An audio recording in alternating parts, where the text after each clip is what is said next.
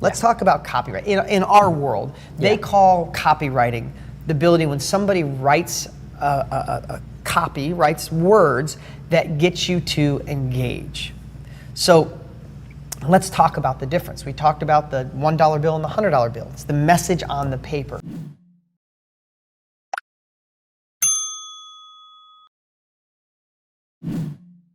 Why is it that when you scroll through a Facebook feed, you go through past so much stuff and something stops you?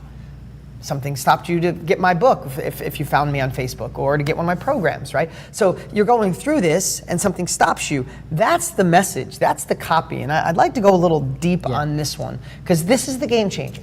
This is the one that most people get wrong. Most people think that they have to be really great writers. I mean, I was the worst.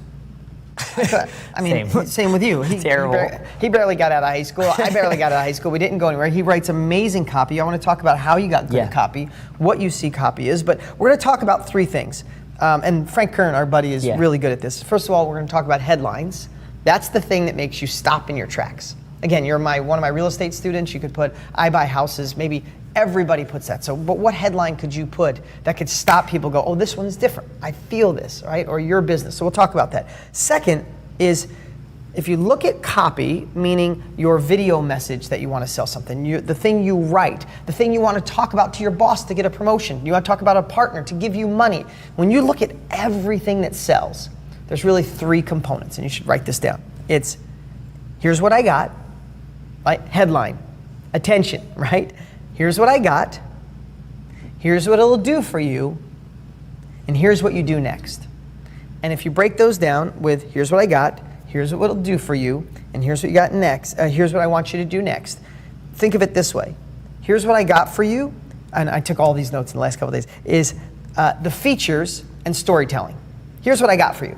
I have a way that if you can't sleep at night, I have a way that's all natural, that if you take one pill and put this little oil behind your neck, and you just listen to this music for 3 minutes before bed, it's guaranteed to get you to sleep 10 times faster. The story could be, I suffered from insomnia. I'm making this up as I go. I suffered from insomnia. I knew what it was like to stare at the ceiling, to worry about how the next day was going to be with only minimal sleep. But then, when I put this on, I did this, and I listened to this, I was out, I slept better, changed my life. That's features, that's storytelling, that gets you engaged. Here's what I got. Here's what it'll do for you. If you are someone with insomnia, this is where you talk about the benefits. This is where you bullet everything. It's all natural. It comes from a special place. It comes from a different part in the world. It's all FDA approved, whatever it is, right? And then the last thing is the call to action. That's, here's what I want you to do. Now, if you are a person who doesn't sleep and you'd like a natural way and you'd like to feel the way I feel, what you need to do is XYZ. Click the link, call the number, get the course, get the product, get the house.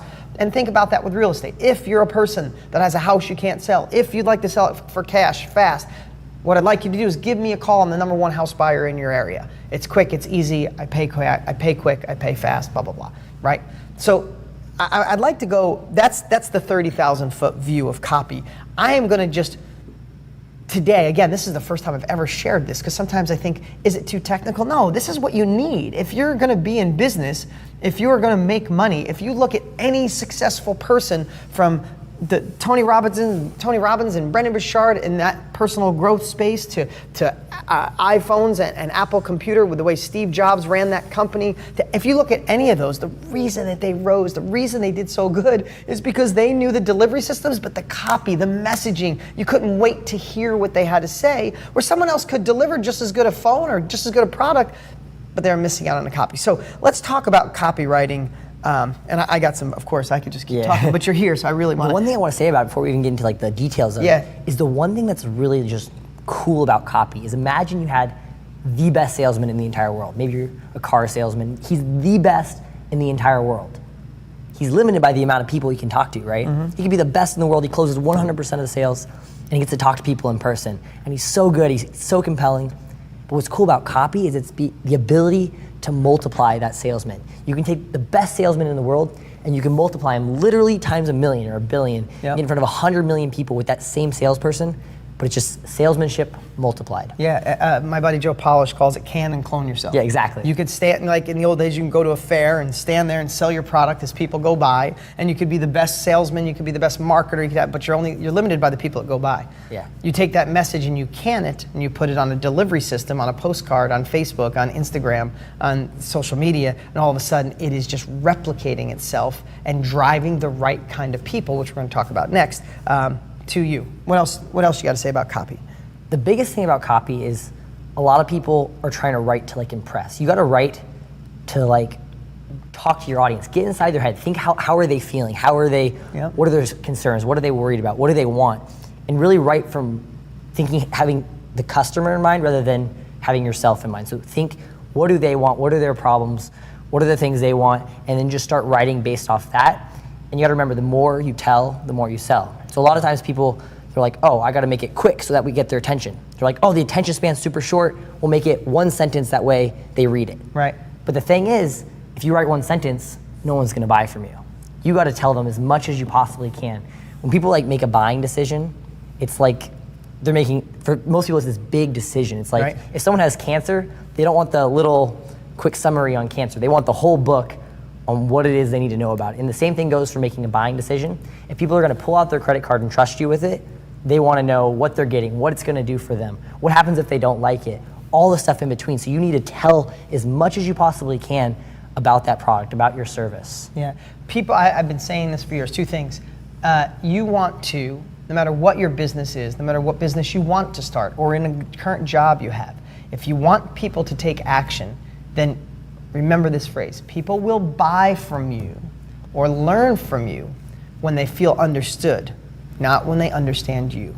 Yeah. What most people do is say, I've done this, I'm the best, I've been through the world, I killed it, I almost failed, I came back, and now I have this, I have that, I have this, I have that. And most people will read that and go, that guy's great, he did a good thing, but they're not emotionally connected to you to make a buying decision.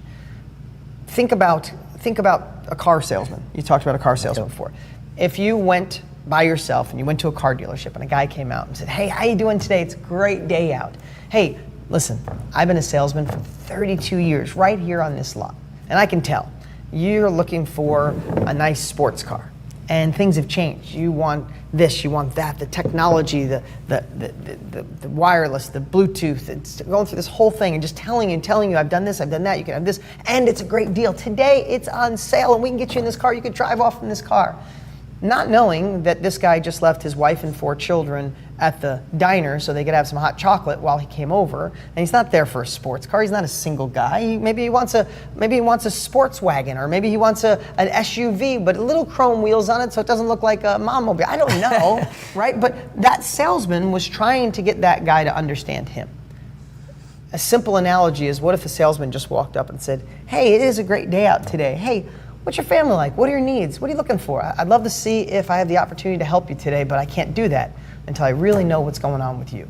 Which salesperson would you like to talk to? And in a lot of ways, what we do wrong when we want to sell ourselves, sell our business, sell our properties, or buy properties, we're so passionate about what we do, we give too much of us without letting that person feel.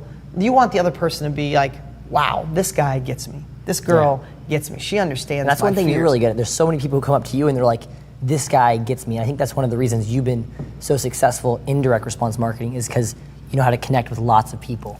Yeah, you want people to feel like, yeah, I get you, but what going back to is, you need to know your target audience. Who is it that you're going after? If you're looking for people desperate or needing to sell a house, that's who you go after, and live in their mind. Write this down. Enter conversations already going on in the mind of your prospects.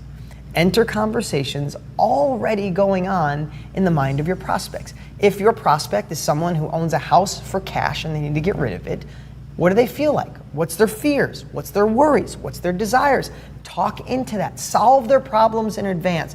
Overcome their obstacles in advance. If they have reservation, overcome their reservations in advance. Think like they think. If you're looking for people that want to buy a house, same thing. If you're selling information product, if you want to start a new company, your whole goal is to live in the mind of your prospect. I used to draw it's funny talking this with you. Yeah. It's good because I feel like I've been mentoring you and you're doing such a great job at all the stuff you've done. But I used to draw on paper, like when I was writing copy or getting ready to do a video, I would draw a picture of a tent. And I would say, time to camp out in the mind of your prospect. And I would just draw a tent. Like, we need to camp out and feel the fear, their worries, their desires, their dreams, their goals. We need to live in there. And if we answer their questions, overcome their fears, and show them the path to a better way, then you get the yes, you get the sale, you get the deal. And when you combine that, and this is one thing I want to say, what I'm sharing and we're sharing too today can put you at an unfair advantage of most of the world. Most of the world doesn't know this, doesn't know why. When my first book came out and there was a book with Trump and Kiyosaki at the same time, all on real estate. I sold 1 million copies, they sold 75,000 copies. I don't nowhere near as popular as those guys were, but I was better at marketing. And here's the ethical part. If you're going to use this type of strategy, make sure whatever it is you deliver, the house you want to buy, the house you want to sell, the book you want, whatever it is you want to do, make sure it's so amazing that you're proud of it. Because when you're proud of something, when you know it changes life, listen, I know being a part of this monthly training will change your life forever. I will do everything in my power to get you to sign up, to get your credit card, and to get you to stay here month after month. Because if you absorb this knowledge it took me 30 years to figure out, and you implement it in your life, you go that much faster. What could be your ROI on being a part of this group, right? You can make it in one little tweak, one little ad, one little change, because I've already been down that road. So when I know how passionate I am, when I know how my book could change your life, I'm gonna do everything in my power to get you to say yes, to pull out your credit card. And when you do, we both celebrate. My business grows, I get to help more people. You get the wisdom to get your business to grow. So I just wanted to say that this stuff, when you apply what we're talking about, it's an unfair advantage that most of the world doesn't have. Just make sure you're doing it with stuff that really lights your heart up and makes you feel great. I think it's Jay Abraham who says, if you truly believe what you're selling is going to help your prospect, then you have a moral obligation to do everything in your power to sell it to them, which is exactly what you're just talking about. Yeah, and it's a true statement, and it makes you better at sales. What's up, what's up? Hey, before you go, you need to watch these next few videos. They're absolute game changers. Hurry up and click right over here and watch them, and I'll see you there.